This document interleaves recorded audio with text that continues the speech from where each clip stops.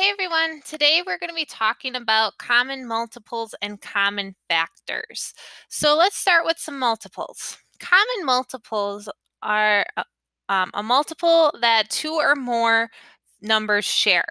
So let's get started. The question is to find two common multiples of 5 and 7. So to find multiples, what we need to do is take our number, and then we're going to either skip count. So it says right here, either write down the multiples of the first number by skip counting or multiplying the first number by 1, 2, 3, 4, and so on.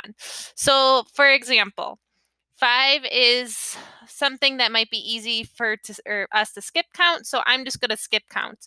And we would have 5, 10, 15, 20, 25, 30, 35, 40, 45, 50, 55, 60, 65, 70, 75, 80, 85. That looks like a good amount of space or a good amount of numbers. We might have to add more. We'll always have to see. But these are all multiples. They're all numbers that 5 can multiply into. So remember, they're a little different than factors. Factors are numbers that multiply to get to this number. Multiples are numbers that when you multiply by this number, you get. So it's important to make that distinction. Now the next number that we have to do is 7. So our step 2 says repeat step 1 with the second number. And as we said, our second number is 7. So 7s are not very easy for me to count by. So what I'm going to do is I'm going to multiply. I know that 7 times 1 is 7. I know that 7 times 2 is 14. 7 times 3 is 21. 7 times 4 is 28. 7 times 5, 7 times 6, 7 times 7, 7 times 8, 7 times 9, 7 times 10, 7 times 11, and by when you get here, you might need a paper and pencil or a multiplication chart, but here I go. I have tons of multiples of 7.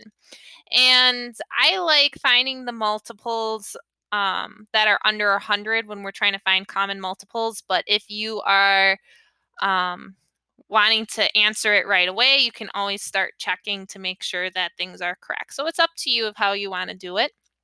There's really no limit to where you have to stop until you get your answer. So I have my multiples of 5. I have the multiples of 7. Now I'm going to move on to step 3. And step 3 says find the numbers that are repeated on both lists. So my list says right here. Taking a look, I see that the number 35 is on both my lists. Oh, look at that. That means that 35 is one multiple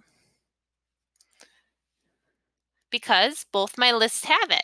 When I found the multiples of 5 and the multiples of 7, they both have the number 35.